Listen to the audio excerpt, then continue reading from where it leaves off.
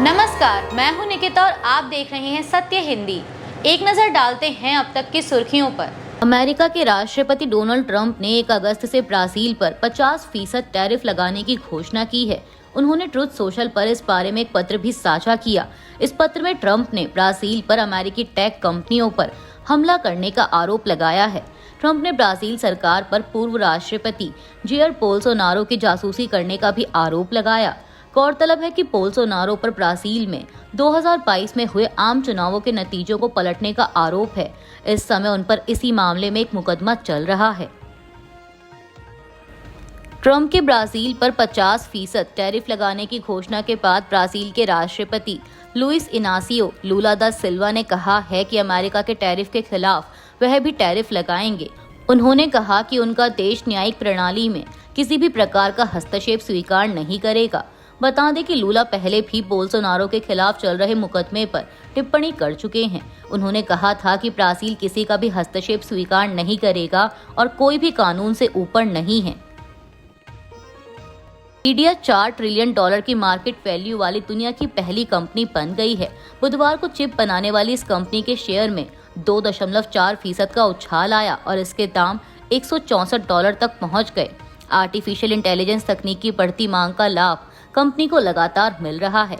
America की इस company ने जून 2023 में पहली बार $1 ट्रिलियन की मार्केट वैल्यू को छुआ था और तब से इसका बढ़ना जारी है। वेड बुश सिक्योरिटीज के टेक विश्लेषक डेन आइव्स का कहना है कि एनवीडिया के लिए यह एक ऐतिहासिक पल है। उन्होंने कहा कि इस वक्त एनवीडिया ही इकलौती कंपनी है जो यह सब कर रही है। उसके चिप्स नया सोना और तेल हैं।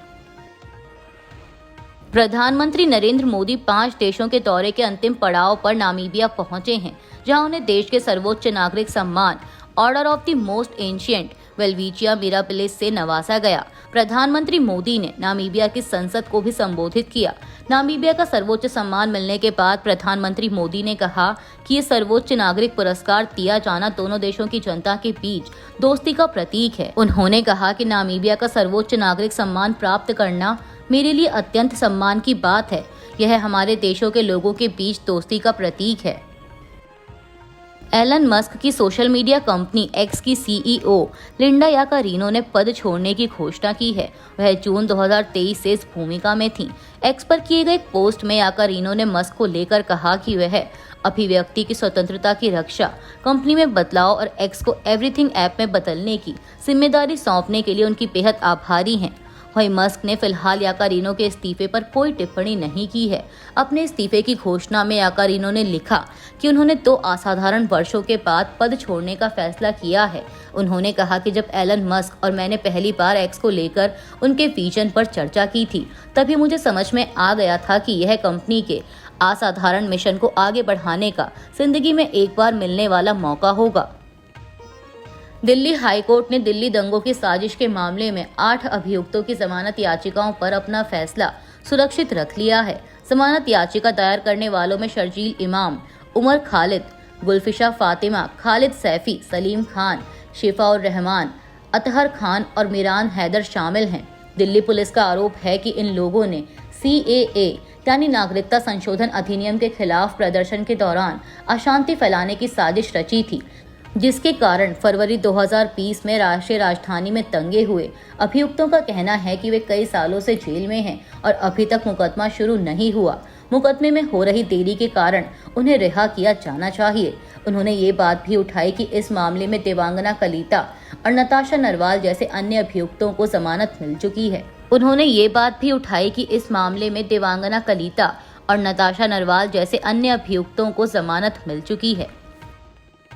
एक यूरोपीय नौसैनिक मिशन ने बताया कि यमन के हूती विद्रोहियों ने एक मालवाहक जहाज पर हमला कर उसे लाल सागर में डुबो दिया है।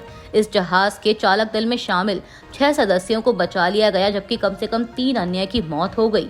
UK maritime trade operations agency के अनुसार लाइबेरिया ध्वज वाले इंटरनिटी सी नाम के इस जहाज पर 25 चालक दल के सदस्य सवार थे।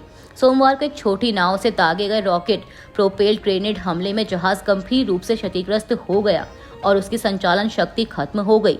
ईरान समर्थित हूती विद्रोहियों ने कहा कि उन्होंने इटर्निटी सी पर इसलिए हमला किया क्योंकि वह इसराइल जा रहा था।